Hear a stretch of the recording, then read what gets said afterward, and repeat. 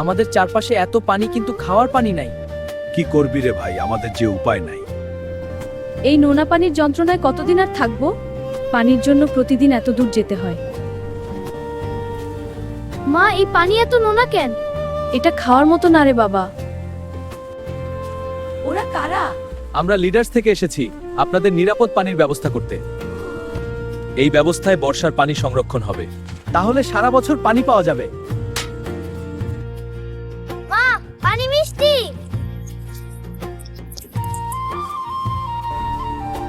এখন আর কষ্ট করে দূরে যেতে হয় না, আমাদের জীবনটাই বদলে গেল।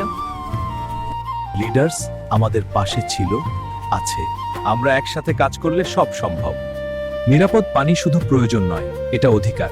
লিডার্স উপকূলের মানুষের পাশে।